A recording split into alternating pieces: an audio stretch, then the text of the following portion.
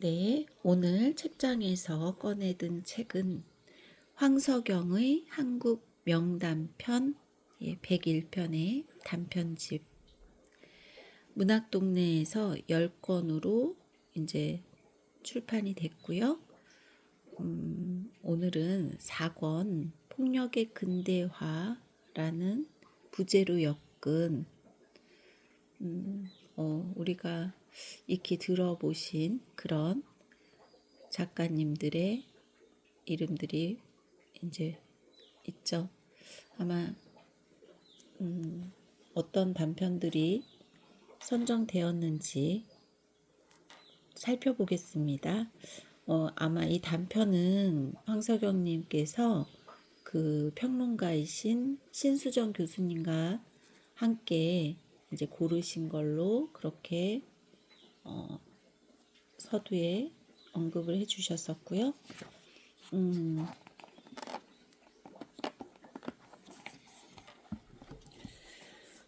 본인의 작품으로 몰개월의 새 라는 작품을 선정해 주셨네요. 오늘은 황석영님의 몰개월의 새.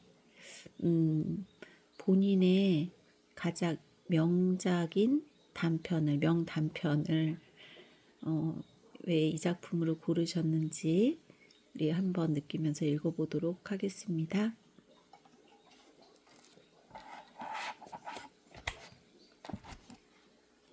(13쪽부터) 38쪽까지 읽겠습니다.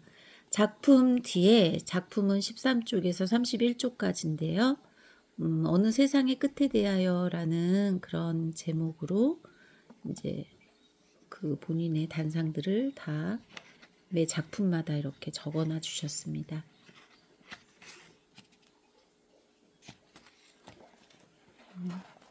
몰개월의 새, 황석영. 마지막 군장 검열이 끝난 막사는 들뜬 병사들로 술렁거리고 있었다. 2층 침상의 윗칸에는 새로 지급받은 은항과 단독 무장이 차례대로 놓여 있었고 아래칸에는 자정이 가까워 오는데도 친구를 펴놓은 자리가 한 군데도 없었다. 그들은 모두 정글복 차림에다 수색대 모자인 붉은 운동모를 쓰고 우쭐댔다. 군화를 닦아 광을 내는 병사들, 1년치를 앞당겨 받은 봉투를 침발라 해는 병사들도 있었고 벌써 주보로 달려가 1차를 걸친 축도 있었다. 대부분은 이 마지막 밤을 잠들어 보낸다는 것이 몹시 어리석은 짓이라고 여기는 모양이었다. 내게는 이틀 전에 무단 이탈로 다녀온 서울에서의 하룻밤이 애매하게나마 남아있었다. 나는 침상의 윗칸에서 일렬로 놓여진 은항 위에 드러누워 있었다. 동료들의 행동 하나하나가 잘 내려다 보였다. 군가 소리가 사방에서 제각기 다른 곡조로 들려왔다. 1년 반 만에 서울을 찾아가 다시 확인했던 것은 나의 무엇이었을까? 그것은 파충류의 허물과도 같은 것이고 나는 그 허물을 주워서 다시 뒤집어 쓰고 돌아온 건 아닌가? 어깨를 늘어뜨리고 싸돌아 다니던 골목에는 아직도 같은 또래의 젊은이들이 어두운 얼굴로 서 있었다. 나도 언젠가 끼이고 싶어하던 머리 좋은 치들의 비밀 결사는 여전히 토론을 벌이고 있었다.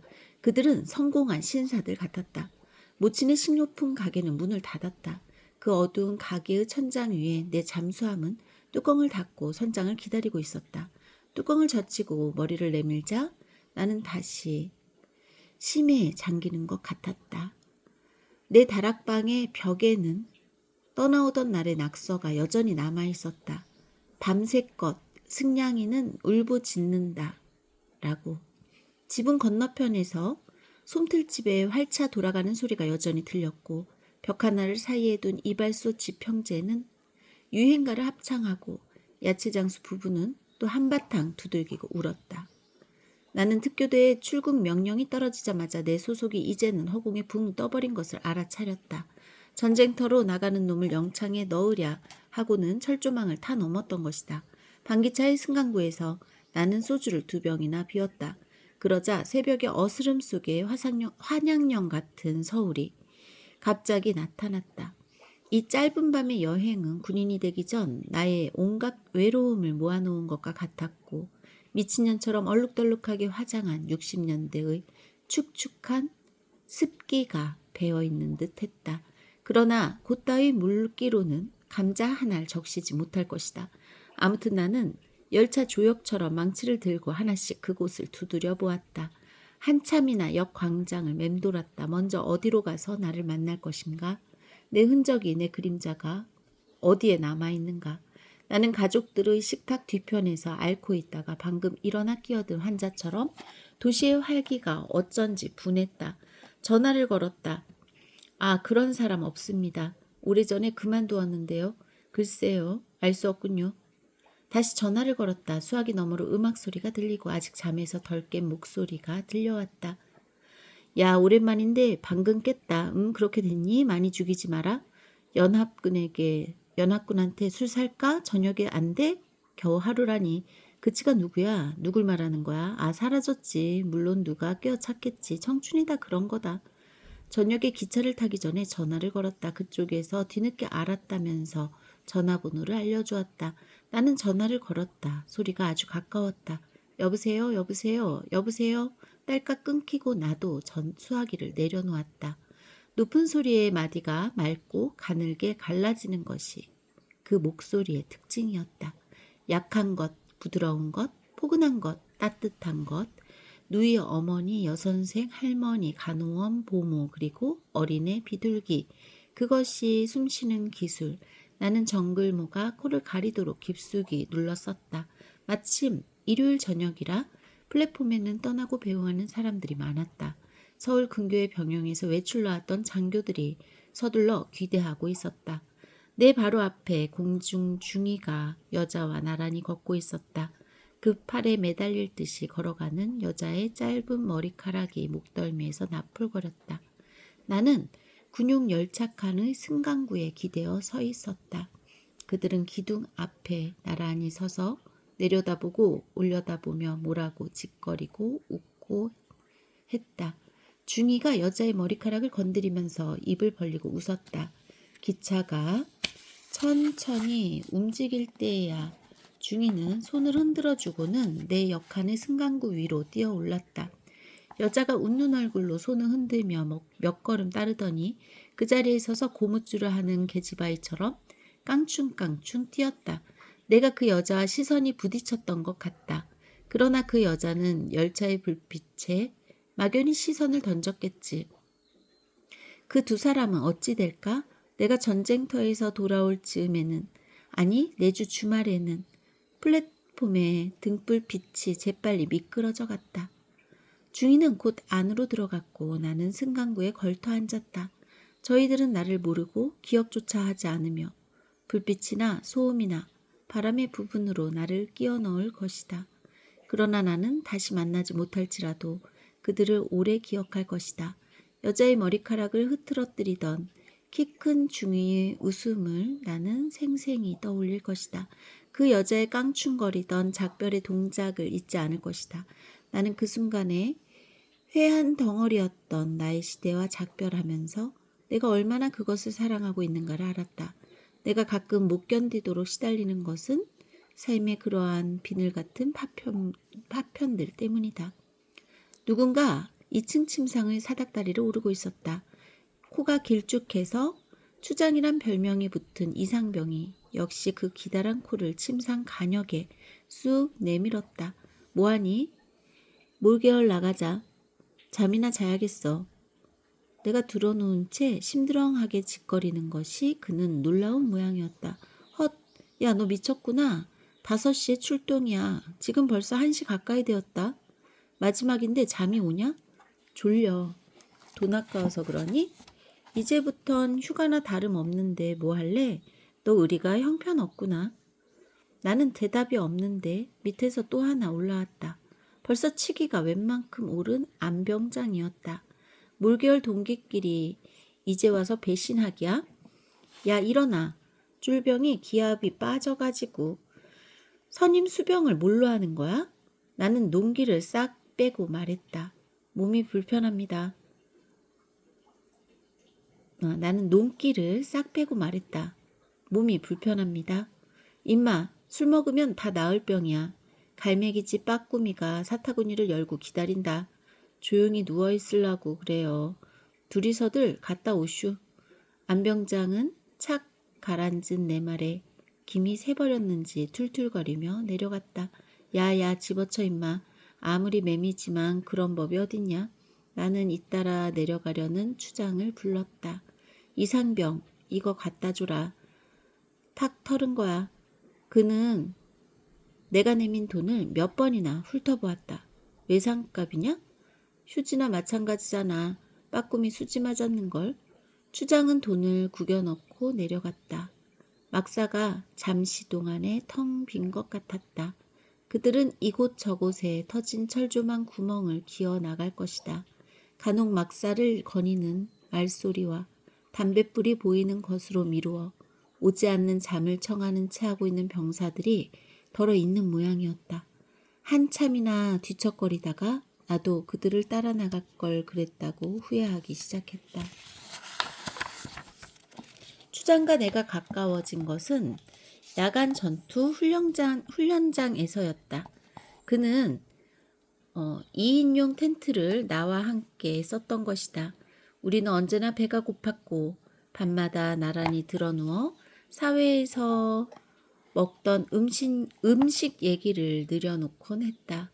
추장은 주계병인지라 무슨 음식이든지 얘기만 나오면 처음부터 차근차근 입으로 요리해 나갔다. 그의 얘기에 빨려들면 드디어 그럴듯한 요리가 나오는 장면에 이르러 우리는 거의 환장할 지경이었다. 그는 보급병인데다 사회에서 고생을 많이 해본 친구라 맨손 가지고도 입을 달랠 뛰어난 재주를 가지고 있었다. 우리는 야간 전투 훈련장에서 나머지 사흘을 영계백숙으로 포식했다. 추장이 10여이나 되는 주변 마을의 양계장으로 원정을 가서 6마리의 닭을 산채로 사냥해 왔던 것이다. 그는 그것을 우리 분대의 비밀 보급창에다 숨겨두었다. 작은 소나무 사이에 구둣끈으로 닭의 발목을 메어놓고는 우위를 덮어놓았던 것이다. 분대원들에게는 무차별 급식을 해준다는 약속을 하고 교대로 감시를 시켰다. 우리는 한밤중에 일어나 철모에다 닭을 튀겨 먹곤 했다. 밤에 독도뼈 훈련이며 야간 매복 훈련을 나갔다가 돌아오면 추장이 먹을 것을 닥치는 대로 보급해왔다. 팔뚝만한 무, 설익은 수박, 고구마 따위였다. 추장은 늘 전우의 영양 상태를 걱정했다. 하루는 폭우가 쏟아지는 밤인데 추장이 나를 깨웠다. 그는 무릎에까지 치렁치렁 내려오는 판초 우유를 걸치고 있었다. 한 잔 빨리 가자. 먹고 튀는 건 자신 없는데 그는 우유를 슬쩍 쳐들어 보였다. 흙 한 번 묻히지 않은 새 군화가 새 켤레나 주렁주렁 매달려 있었다. 나는 반듯하게 각이 진 군화의 뒷창 모서리를 만져보면서 추장이 사단 보급창을 거덜내는 게 아닌가 놀랐다. 오늘 통신대에 워커 보급이 있더라. 통신대는 특수교육대의 길 하나 사이였다. 추장이 내무반의 혼잡 속으로 들어가 새로 받은 그들의 군화를 슬쩍 걷어온 모양이었다. 침상 널빤지 밑에 감춰뒀는데 들킬까봐 하루 내내 밥을 못 먹었다. 추장이 널빤지를 깔고 누워 환자 신용을 한 것이 그 밑에 들어있던 군화 때문이었다는 것을 뒤늦게 알았다. 우리는 비가 퍼붓는 특교대 연병장을 나란히 구보했다. 버젓하게 뛰어가야 동초가 아무 말 없다는 그의 주장이었다. 우리는 철조망을 무사히 통과했다. 개구리 소리에 귀가 멍멍했다. 논두렁을 지나면 한 길이 나오게 되어 있었다. 불빛 보이니? 응, 몰개월이다. 몰개월에는 전기가 들어오지 않았다. 특교대가 생겨나자 서너 채의 초가가 있던 외진 곳에 하나 둘씩 주막이 들어섰는데 거의가 슬레이트 지붕의 흙벽돌이나 블록으로 지은 바라크들이었다. 비슷한 꼴의 나지막한 집 20여 채가 울퉁불퉁한 자갈길 양쪽에 늘어서 있었다. 원래의 몰개월 마을은 2킬로쯤 더 가야 있었으나 이곳을 모두 몰개월이라 불렀는데 바다가 바로 그 그 뒤편에서 철썩이고 있었다. 어디서 흘러왔는지도 모를 작부들이 집마다 두세 명씩 기거했다. 낮에는 모두들 깊이 자는지 가외 출장을 나가는 때 몇 번 지나가 보았으나 모래먼지만 뽀얗게 일어나고 있었던 것이다. 그러나 특교대에서는 몰겨울에 똥까이들이 전국에서 가장 깡따구가 센 년들이라는 소문이 자자했다. 갈 데 없어 막판까지 밀려와 전장에 나가려는 병사들의 시달림을 받으니 그럴 법도 했다. 우리는 드문드문 남폭불이 새어나오는 몰개월로 들어섰다. 밤도 늦었고 비가 워낙에 억수로 퍼부어서 어느 년도 내다보질 않았다. 가만히 있어 저게 뭐야? 나는 길 옆에 허엽스레한 것을 보고 다가갔다. 시궁창에 하반신을 담그고 엎드린 여자였다. 얇은 쉬미지만 입었으며 비에 흠뻑 젖어 있었다. 비도 오고 공치는데 한 장 꺾었다 이건가? 가만히 있어. 내가 여자를 들어 올렸으나 그 여자는 고개와 팔을 아래로 툭 떨어뜨렸다. 정말 억병으로 마신 듯했다. 간간히 응 하면서 신음소리를 냈다. 몸이 형편없이 야위었고 키만 멀쑥했다. 빗속에 내던져진 벌거숭이의 여자를 그냥 두고 가기에는 좀 언짢은 일이었다. 공연히 우리가 먼 벽지나 부둣가의 어둠 속에 확 처박히는 듯한 느낌이 들었다. 사실 그랬지만 나는 서부의 노다지 광산을 찾아든 건달 같다는 생각을 했었다. 그리고 무엇보다도 시궁창에 처박힌 여자의 그런 모양이 내 욕정을 일으켰다. 몇 번 위로 죽혀보면서 나는 곤죽이 된 여자와 자고 싶었던 것이다. 생각 있니? 곁에서 추장이 눈치 빠르게 속삭였다. 그쪽에서 좀 맞들어라. 우리는 송장을 치울 때처럼 그 여자를 들고 남포 불빛 쪽으로 다가섰다. 이 집 여자 아뇨? 주인 남자인 듯한 사내가 연탄불을 갈고 있다가 얼굴을 내밀고 여자를 자세히 들여다보았다. 미자로구먼. 얘는 갈매기집 앤데 술만 먹으면 개차반이라 아예 내놨지. 누구하고 또 싸웠을게요. 댁애들한테 죄송합니다. 댁애들한테 시비 걸지 않습니까? 갈매기집이 어디요? 우리는 사내가 가르쳐준 바른편의 집 뒤편에 약간 외져서 있는 술집으로 찾아갔다.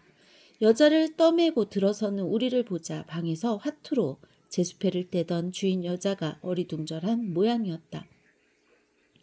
아니 인연이 정말 어디 옆집에 놀러간 줄 알았더니 또랑물이 넘었으면 아마 코를 박고 죽었을 거요. 그런 의미에서 오늘은 외상이요.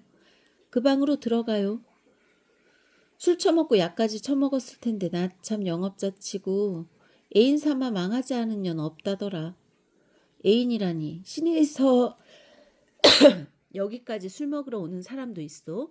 대개 같은 군발이 애인이지 뭐. 당신들 특교대 있죠? 한 보름 뒤에 떠나요. 이 쓸개반진 년들이 모두들 애인 하나씩 골라서는 편지지를 하는데 어떤 년들은 10사람 20사람에게 쓴다오. 한 달에 한 명씩 골라 잡아도 10달이면 10명이 꽉 찬다오. 미자년이나 옆집 애란이나 가끔 술 처먹고 지랄을 하는데 아마 상대편이 죽었다는 소식이 들리는 모양이지. 그뿐이야? 제대하고 가면서 몰개월이 찾아와 들여다보는 놈들은 한 번도 못 봤다니까? 자, 이래 놓으면 오늘 비가 오니 다행이지만 손님 못 봤지. 내일 조시 나빠서 장사에 지장 있지. 심란하니까 노래도 안 나오지. 인연들을 그저 정신 바짝 차리게 해줘야지. 말대꾸로 하던 추장도 주인 여자의 얘기가 제법 솔깃했던 모양이었다. 나는 주인 여자의 시선을 아랑곳 않고 미자를 끌어다 우리가 들어가는 방의 아랫목에 누이고 캐시미어 이불을 머리끝까지 덮어주었다. 온돌방에 궁둥이를 대고 앉으니 마치 집에 돌아온 기분이었다. 머리가 부스스한 금복이란 여자가 하품을 하면서 들어왔다. 그 여자는 우리의 술시중도 들어주고 노래 박자도 맞춰주었다. 장맛비가 밤새도록 내렸고 유리창 대신 막아놓은 비닐 들창이 끊임없이 펄럭거렸다. 해병대 연애는 아이구찌 연애인데 붓기만 붙으면 고태꼴 가누나. 으스름 달밤에 쫄쫄이를 마시고 그 많은 주먹에다 완투 뽑는 해병대. 그 이름 남남하다 인상조차 험했건만. 돌리지 마라 쌍, 돌리지 마라 쌍, 내 앞에서 돌리지 마라. 살살 돌리는 그 바람에 신세 조진 사나이다. 우리는 악을 쓰고 노래를 불렀다. 기상 나팔이 울릴 즈음에야 벌겋게 충혈된 눈을 하고서 그 집에서 나왔다. 뒤에 처져서 따라오던 추장이 낄낄거리면서 말했다. 너 찍혔다 찍혔어. 누구한테 찍혀? 나오려는데 그 빠꾸미가 내 소속 계급을 묻더라. 가르쳐줬지. 미자는 그때 완전히 깨어있었다. 가끔 캐시미어 이불을 들치고 미자는 고개를 내밀어 우리들의 술자리를 퀭한 눈으로 건너다 보곤 했다. 그러나 우리는 셋이 모두 모른 척했던 것이다. 추장이 빠꿈이라고 별명을 붙였을 정도로 미자는 마른 얼굴에 눈만 켰다. 나는 사흘이 못 가서 그 똥치를 기억도 하지 않게 되었다. 내가 정글정 교장에서 가상 늪지역을 허우적거리던 토요일이었다. 우리는 진흙탕물에 전신을 담그고 총을 받쳐들고서 무릎 걸음으로 건너다가 물이 얕아지면 포복을 했다. 늪지역을 지나서 다시 부비트랩이 밀집한 숲속을 지났다. 땅에 함정이 있기도 하고 인계철선이 가로질러 있으며 죽창이 튀어나오기도 했는데 당한 병사는 모두 전사자로 취급되었다. 전사자들은 따로 추려져서 기합을 받고 나서 처음부터 다시 시작해야 되었다. 나는 인계철선을 발로 차서 폭약을 터뜨렸으므로 전사 분대로 끌려갔다. 한참 쪼그려뜨기 기합을 받느라고 헐떡이는데 10분간 휴식의 호루라기 소리가 들려왔다. 멀리서 말쑥한 군복을 입은 주보병이 뛰어와서 교관에게 쪽지를 전했다. 면회시청 용지가 틀림없었다. 면회차로 뽑히기만 하면 토요일 오후 가업은 끝이었다. 하나 둘씩 뽑힌 놈들이 입을 찢으면서 달려나갔고 남은 놈들은 10분 뒤에 치를 고역 때문에 전부 우거지상이었다. 교관이 전사 부대 쪽으로 다가왔다. 2명이 뽑혔다.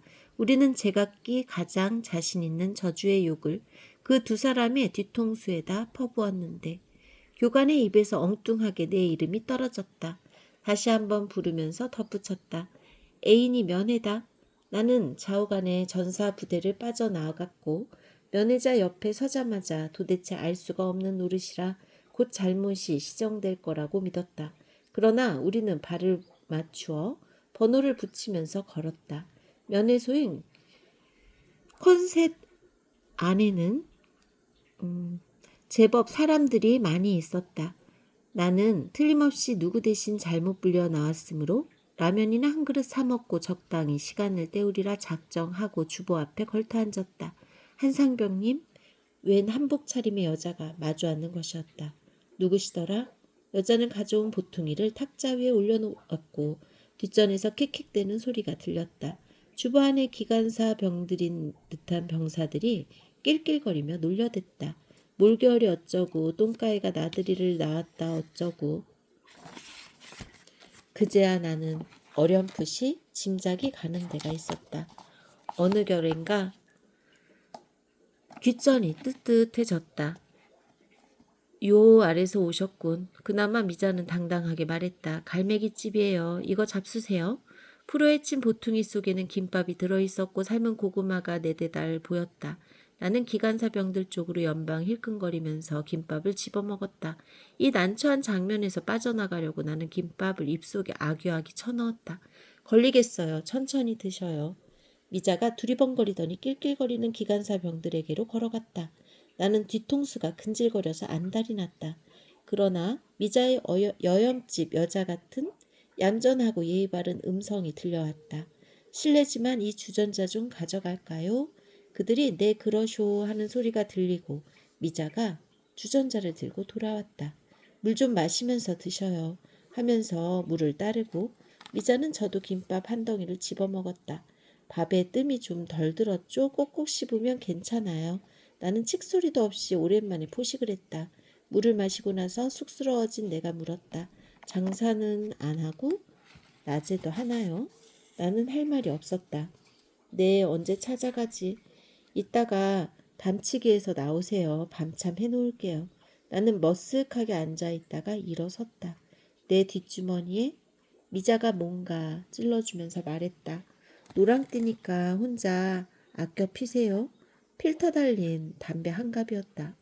과업이 끝난 뒤에 벌써 우리들의 소문은 자자하게 퍼져 있었고 나는 억울하게도 기둥서방의 누명을 쓰고야 말았다. 나는 미자의 지시대로 담치기를 감행했다. 추장에게 같이 나오자고 했지만 그는 빙글거리면서 극구 사양했다.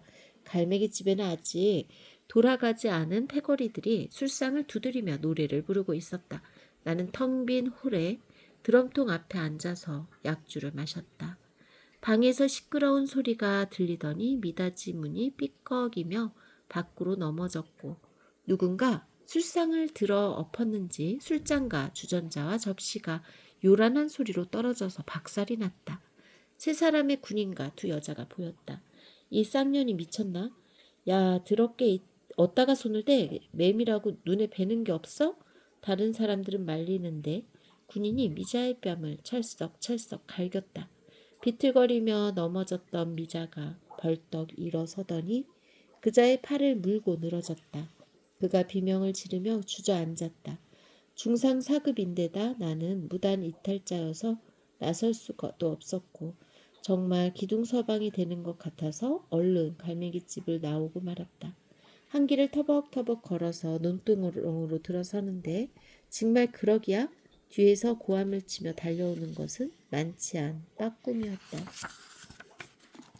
좋은 구경 했는데 나는 어둠 속에다 대고 말했다. 어이없게도 미자가 땅바닥에 털썩 주저앉더니 다리질을 하면서 울음을 터뜨렸다. 개새끼들, 지들이 뭘 잘났다고. 야야, 나도 살아야 하잖아. 밤엔 벌어먹고 살아야 하잖아. 더욱 난처하게 되어서 나는 차마 모른 척하고 돌아갈 수가 없었다. 미자는 코피가 터져서 얼굴이 피투성이었다. 짜증이 솟아서 해골 속이 터질 것 같았지만 어금니를 지그시 물고는 미자를 논가에 데리고 가서 얼굴을 씻겨주었다. 미자는 고분고분했다. 미자는 젖은 얼굴을 치맛자락에 대고 훌쩍거리며 코를 들이마셨다. 우리는 같이 갈매기집의 술청 뒷곁에 있는 관만한 방으로 스며들었다. 신문지로 바른 벽이 군데군데 떨어져서 흙덩이가 드러나 있었고 천장 바로 아래에 널빤지로 선반을 가로질러 놓았는데 그 위에는 빠꾸미에 찌그러진 밤색 트렁크가 얹혀 있었다. 미자가 내 군화를 얹었다. 벽에는 붉은색 잠옷이 걸려 있었다. 미자는 푸 하고 웃었다. 어깨를 위로 쑥 올리면서 빠꾸미는 웃었다. 들켰다는 모양이었다. 목침 위에 덮개로 앉은 촛농 사이에 몽땅 초가 밝혀져 있었다. 초가 다 타면 자요. 신통한 것은 미자가 여기 오기 전에 어떻게 살았다거나 하여간 과거의 영광에 대하여는 이런 방구하지 않았다는 것이다. 쫑알거리지도 주접을 떨지도 않고 그 여자는 군인들의 얘기와 갈매기집에서 일어난 일들만 얘기했다. 촛불이 까무룩하다가 잦아든 다음에 나는 은근히 조바심이 나서 빠꾸미를 건드렸다. 그러나 이상하게 손짓만 그럴 뿐이지 몸의 도통 기별이 가지 않았다. 바람소리에 뒤섞여서 이상한 높은 소리가 먼 곳에서 들려왔다. 내다봐요. 고깃배가 보일 거요. 나는 한 뼘 크기의 창으로 뒷전에 툭 터진 바다 쪽을 바라보았다. 빛이 어둠 속에서 가물거리고 있었다. 불빛은 점점이 여러 곳에 흩어져 있었는데 소리가 더욱 또렷이 들렸다. 고깃대가 지나가나 봐. 갈매기들이 많이 울지요. 저 깊은 어둠 속에서 고기를 잡는 어부들은 어떤 사람들일까를 생각했다. 또한 갈매기들은 어디서 왔을까? 어디서 왔지? 대전서.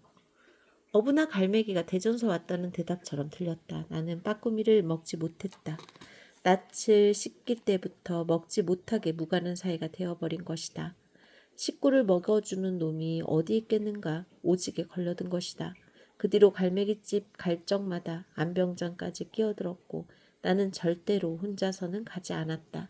기차에서 내리는 길로 서둘러 기대하는 길에 나는 시간이 늦어서 천상 담치기를 해야 할 처지였으므로 몰개월을 거쳐왔다.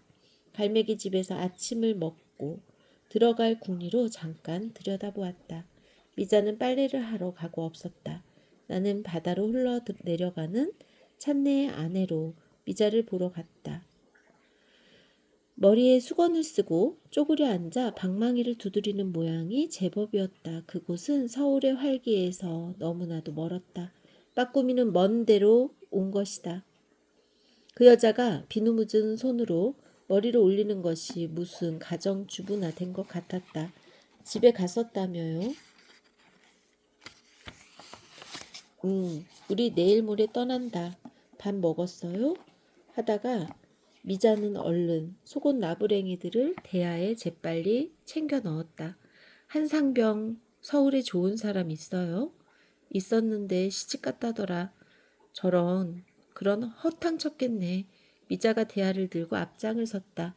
내가 아침을 먹는 동안 미자는 시중을 들어주었다. 나는 식사를 마치고 담배를 태우면서 언덕 모퉁이로 드러난 바다를 내다보았다. 피로했다. 또 돌아온 것이다. 아무도 모르게 죽으면 어떡하나 하는 걱정이 들었다. 빠꾸미가 나직하게 웃었다. 왜 웃어? 가엾어서. 나는 코웃음이 나왔고 더욱 크게 웃기 시작했다. 미자는 정말 작부답게 담배 연기를 길게 한숨을 섞어서 토해냈다. 안 됐지 뭐. 뭐가?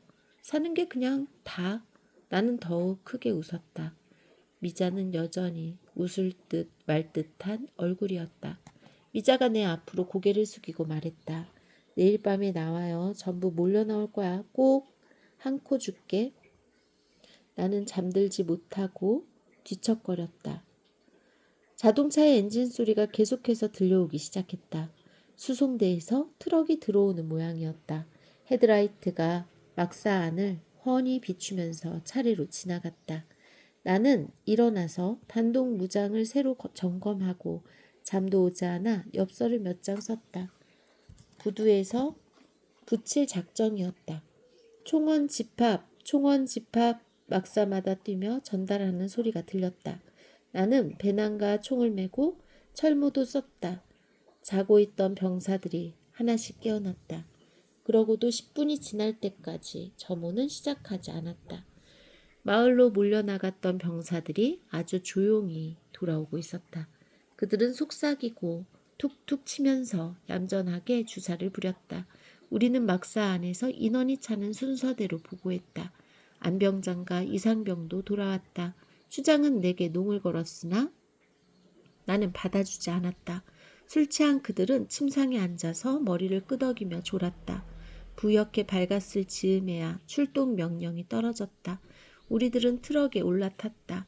트럭들이 연병장을 한 바퀴 빙 돌면서 대열을 짓더니 차례로 사당 구역을 빠져나가기 시작했다. 헤드라이트를 켠 트럭의 행렬들은 천천히 움직였다. 군가가 연달아 들려왔다. 군가 소리는 후렴에서 치받아 연달아 뒷차로 이어졌다. 안개가 부연 몰개월 입구에서 나는 여자들이 길 좌우에 늘어서 있는 것을 보았다.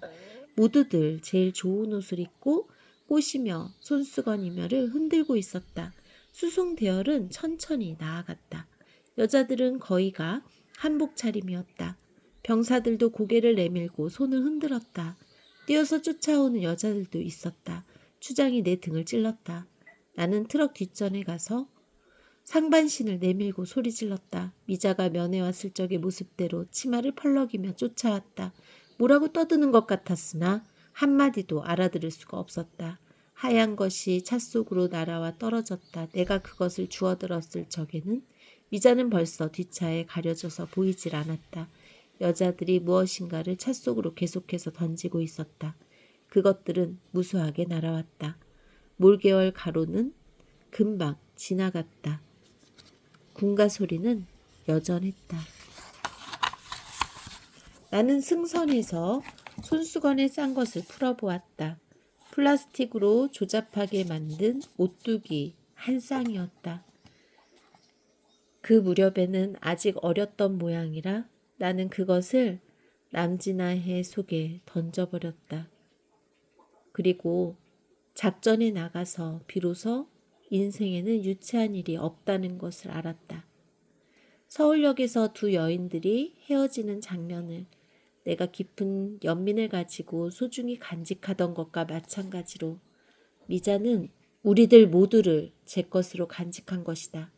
몰계열 여자들이 달마다 연출하던 이별의 연극은 살아가는 게 얼마나 소중한가를 아는 자들의 자기 표현임을 내가 눈치챈 것은 훨씬 뒤의 일이다.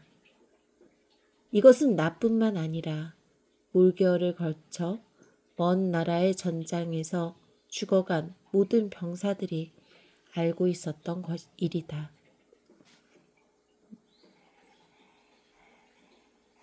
오뚜기 한 쌍을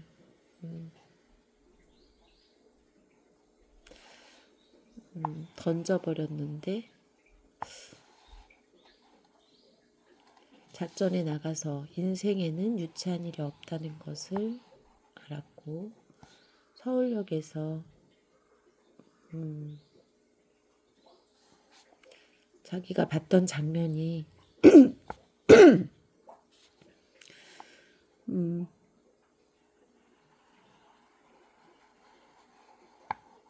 미자는 왜 이렇게 그냥 미련 없이 바닷속에 던져버려질 그런 병사들 모두를 이렇게 제 것으로 간직한 것일까요? 이런 이별의 연극, 이런 연극은 살아가는 게 얼마나 소중한가를 아는 자들의 자기 표현임을 내가 눈치챈 것은 훨씬 뒤의 일이다. 우리는 이렇게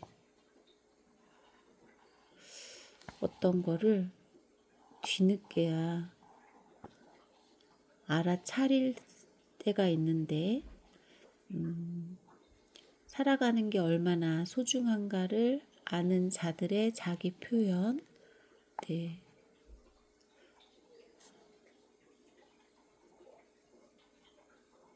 우리는 어떤 표현을 하고 있을까요?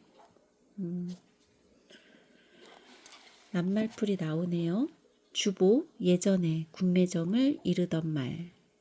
매미 술집 접대부나 몸 파는 여자를 이르는 은어. 동초 일정한 구역을 돌아다니면서 경계 임무를 수행하는 보초. 아이구치 말이 통하는 사람이라는 뜻의 일본어. 아이구치에서 온 말. 고택골 고씨들이 살던 마을이라는 뜻으로 지금의 서울시 은평구 신사동에 해당하는 마을의 옛 이름. 공동묘지가 있었다. 고택골 가다는 죽다를 속되게 이르는 표현. 부비틀에 건드리면 터지는 위장폭탄. 남진아해 남중국해의 음역어. 중국 화난 지방의 남쪽에 걸쳐있는 해역.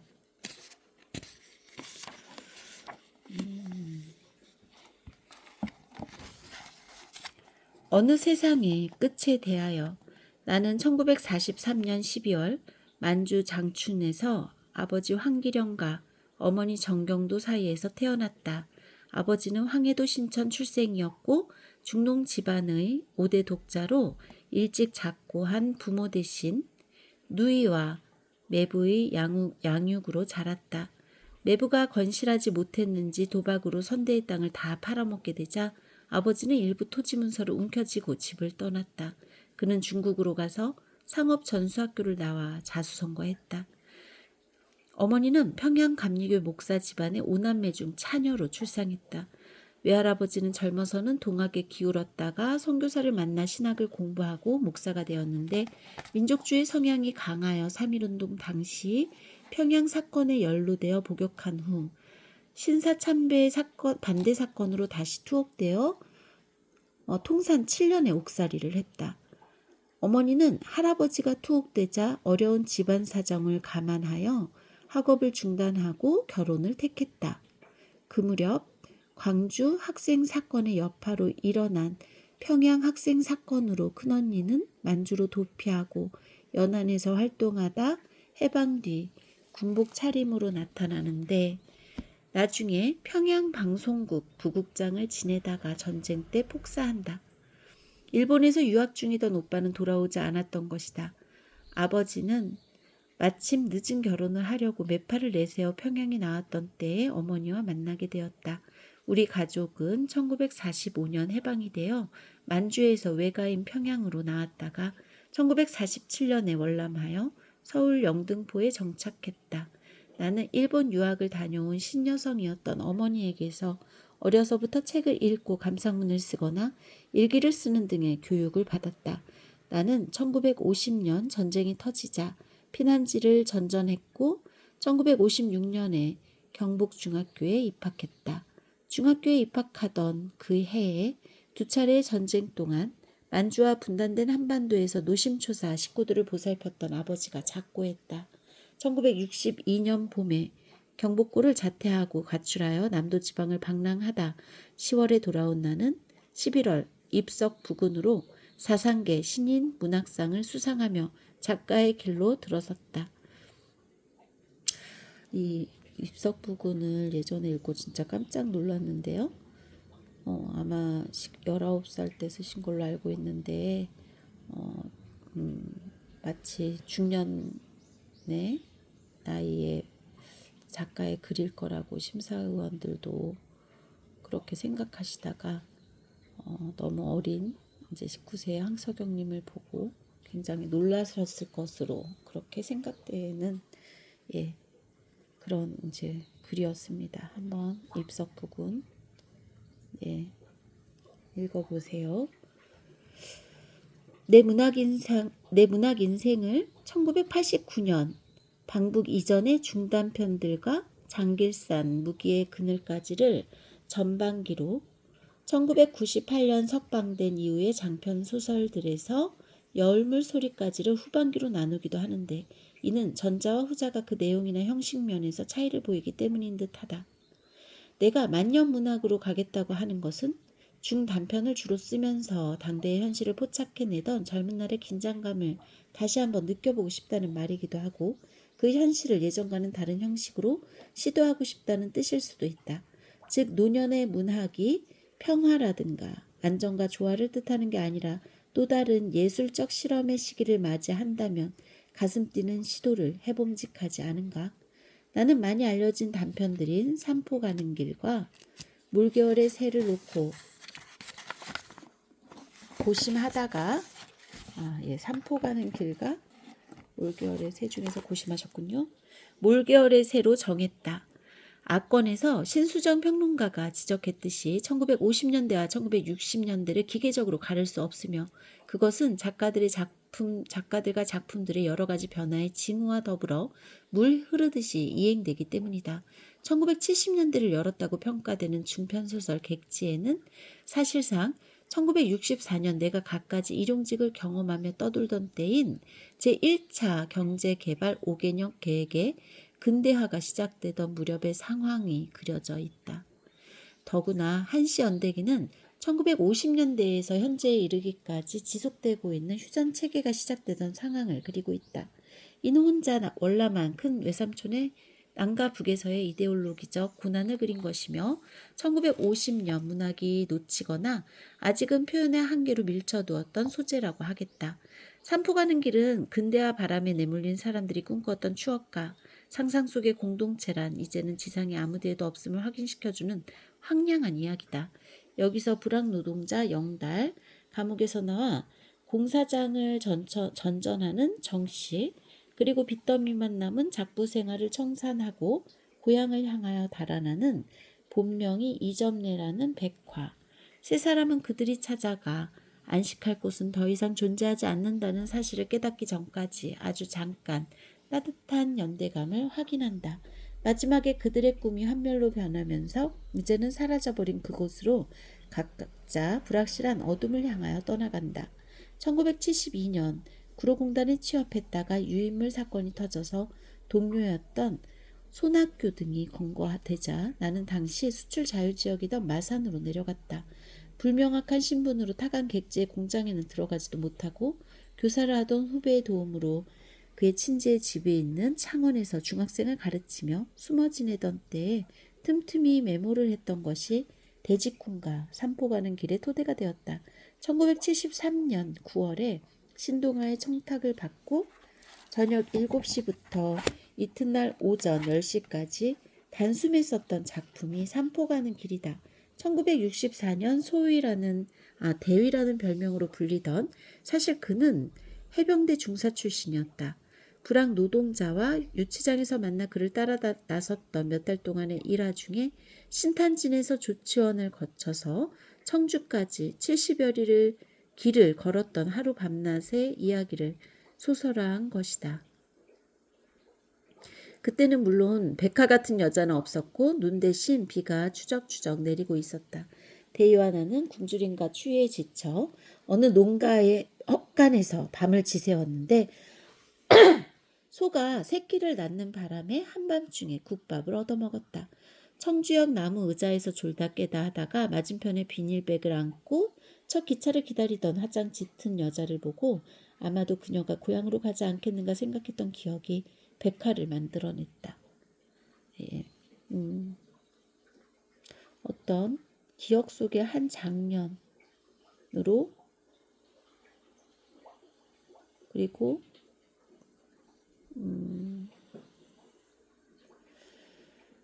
그 생각했던 한편의 기억이 이런 백화라는 인물을 만들어냈었군요. 이런 여자의 초상은 실은 군대에 가서 부대 주변의 작부들을 떠올리며 더욱 구체화되었다. 연구자들 사이에 한국 전쟁은 베트남 전쟁이다라는 유명한 명제가 있지만 전후 세대에게 베트남 참전은 자기가 유년기에 겪었던 어슴푸레한 악몽을 바깥 세계와 대면함으로써 비로소 객관화할 수 있는 계기가 되었다.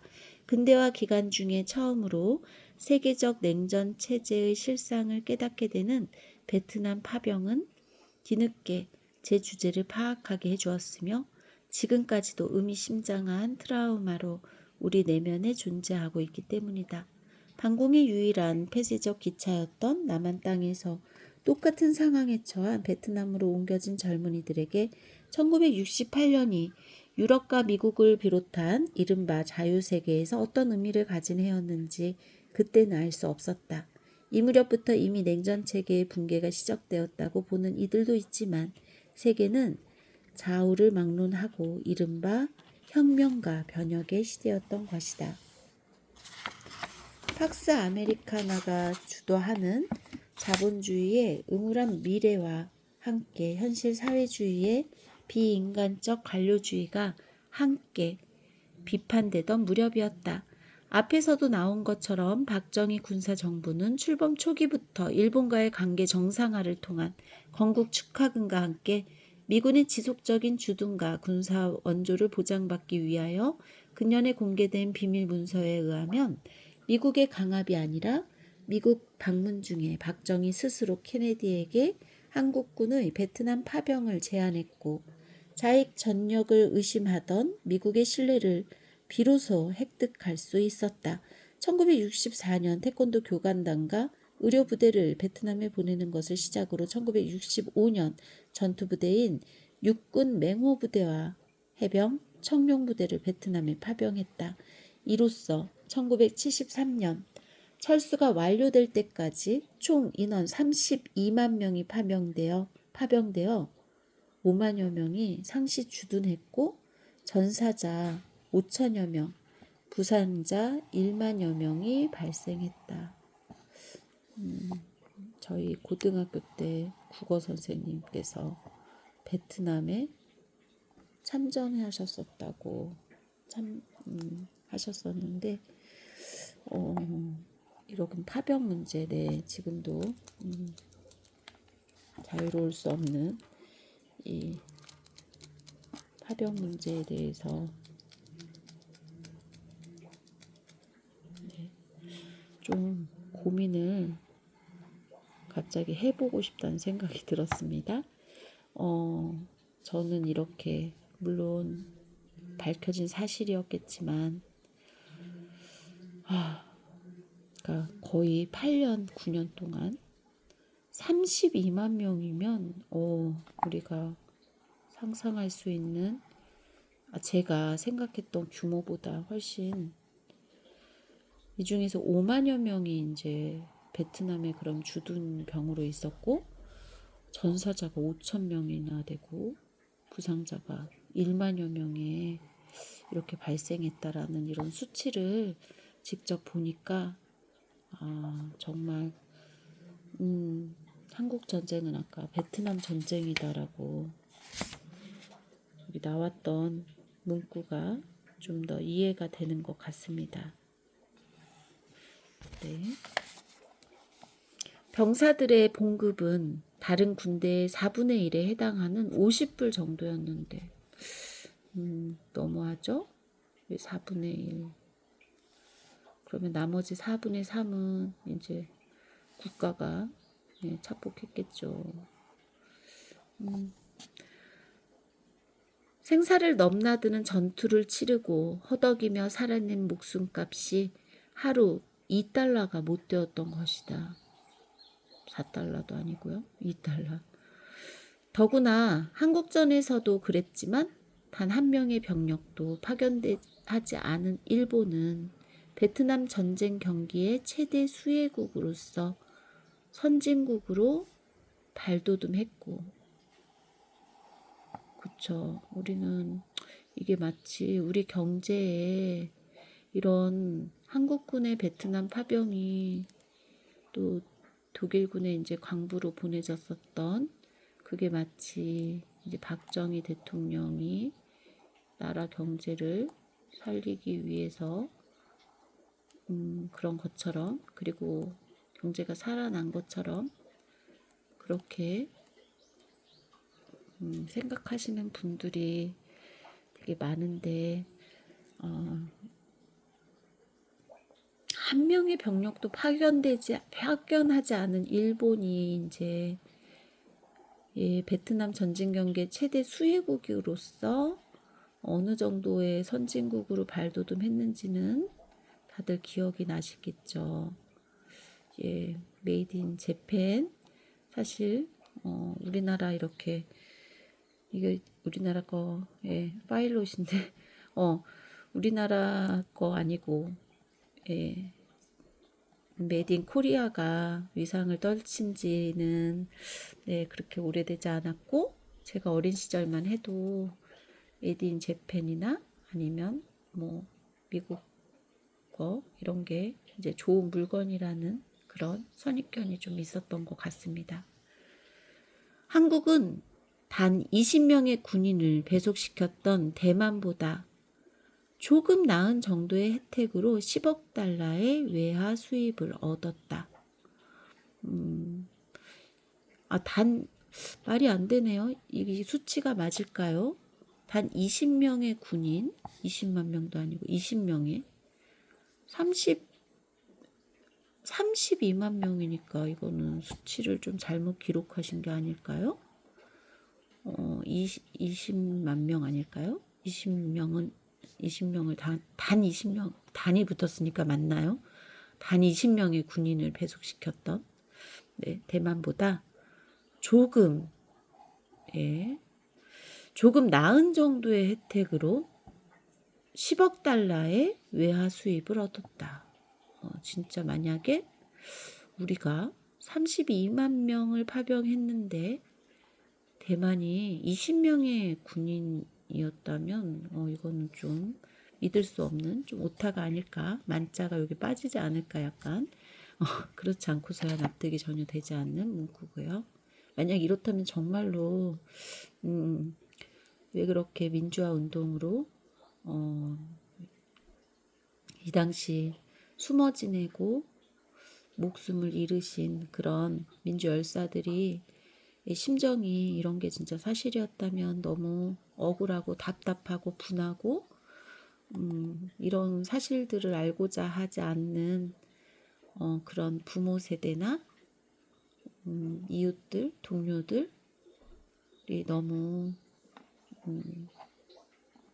글쎄요, 어떻게 느껴졌을까요? 무지하게 느꼈을까요? 아니면 안타깝게 느꼈을까요?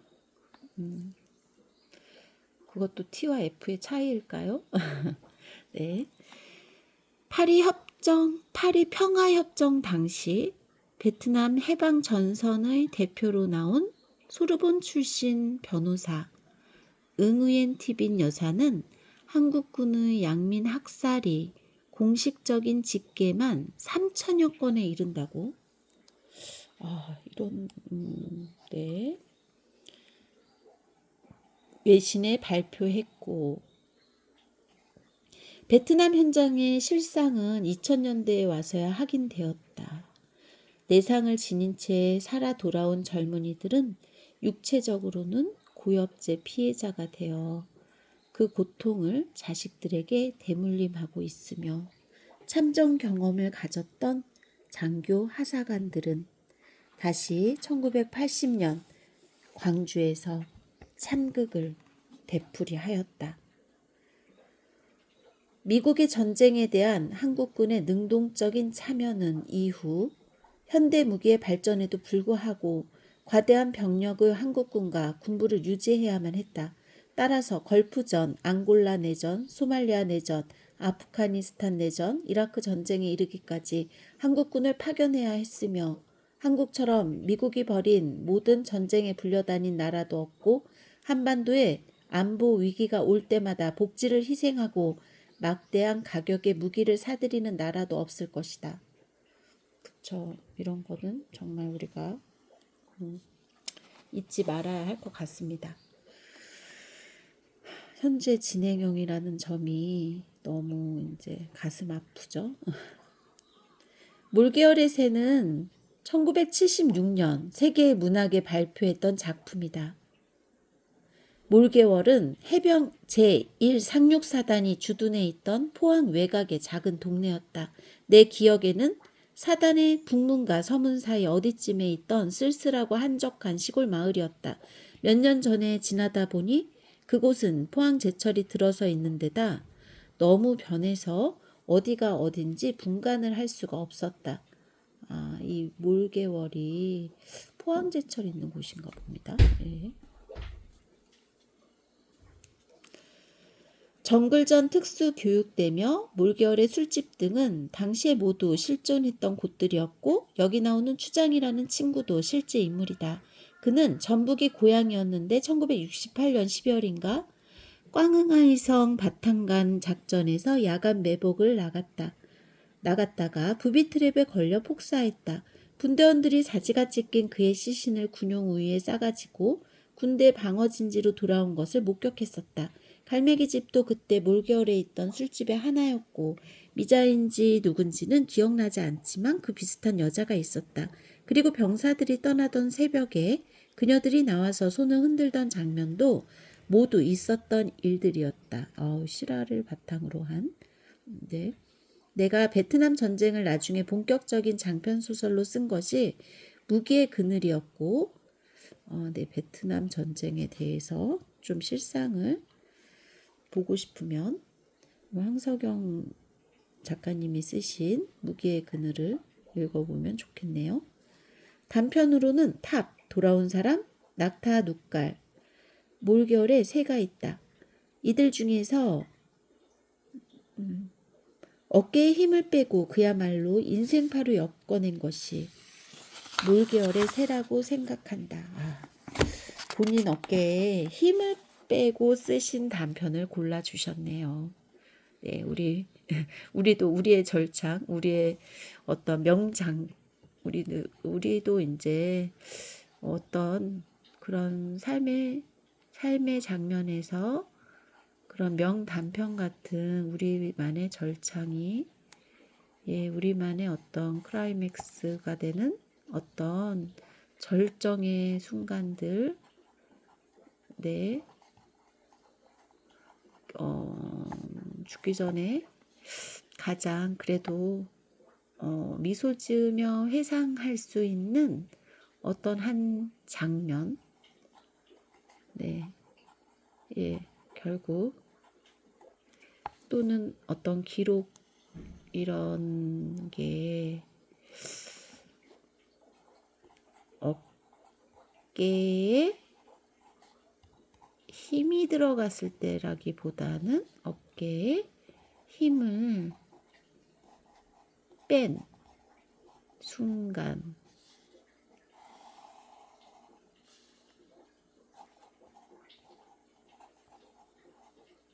이 기억에 남을 수 있을 것 같습니다. 그러니까 황석영님도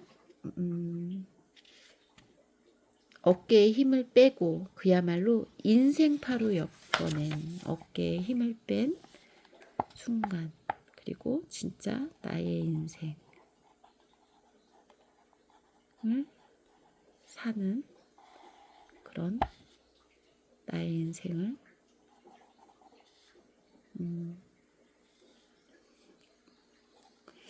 그런 거를 아마 회상하고 그리고 기억하며 살면 마지막에 미소 지을 수 있을 것 같습니다. 그 무렵 전쟁터에 가는 젊은이들을 훈련시키는 부대 근처에 모여든 그녀들은 아마도 병사들처럼 거의가 가난한 농촌의 집을 떠나왔을 것이다. 그때 20대의 내가 세상의 끝에 이르렀다고 느꼈던 삭막함은 지금도 내 가슴속 어느 곳엔가 남아있고, 죽지 말고 오뚜기처럼 살아오세요 라고 연필로 쓴 쪽지에 대해서는 아끼느라 소설에는 넣지 않았다.